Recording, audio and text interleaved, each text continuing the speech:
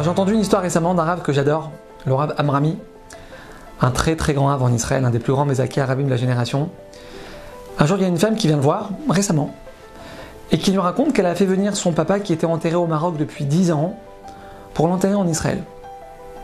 Donc le cercueil il arrive en Israël, et les gens de la Chevra Kadisha, ils ouvrent le cercueil pour enterrer cet homme. Et là ils se rendent compte que le corps de cet homme, il est intact. De la tête aux pieds, intact.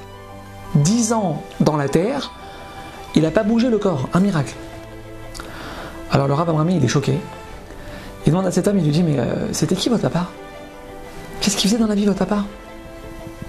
Alors elle lui répond, elle lui dit, écoutez Rav, mon papa c'est quelqu'un de tout à fait normal. C'était pas un rabbin, c'était pas un mécoubal, c'était même pas un érudit, il était bijoutier, il travaillait comme tout le monde, quelqu'un de simple. Alors le Rav, il la regarde et lui dit, non, sachez que c'est impossible.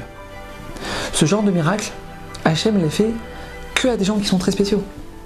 Ces miracles-là, Hachem, il les fait que à des gens qui ont un niveau exceptionnel. Alors elle lui dit, alors Rav, je vais vous dire quelque chose. Écoutez bien.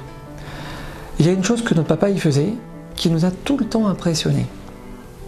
Notre papa, il était d'une très grande modestie. Jamais de sa vie, il a répondu à aucune remarque qu'on a pu lui faire. Jamais. On n'a jamais vu notre papa répondre à quelqu'un qui lui parlait mal. Jamais.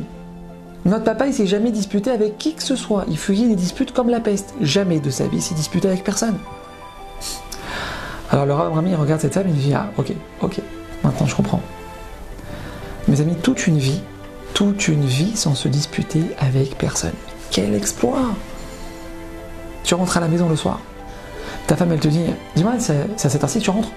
C'est à cette heure-ci que tu rentres? Ah, tu sais passer du temps avec tes amis, aller faire un foot avec tes copains, tu sais faire ça, hein? Allez, vas-y, retourne au travail, vas-y, je peux te voir. Ton patron, il te fait une remarque devant tout le monde. Devant tout le monde.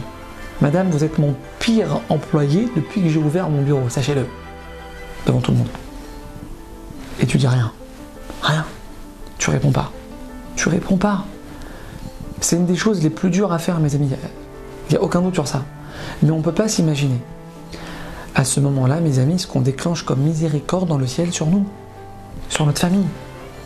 À ce moment-là, il faut savoir ça, il faut être clair sur ça. N'importe quelle prière qu'on fera à ce moment-là, au moment d'une humiliation, au moment où on fait une remarque, au moment où on a mal, boum, cette prière, elle sera écoutée. À bientôt.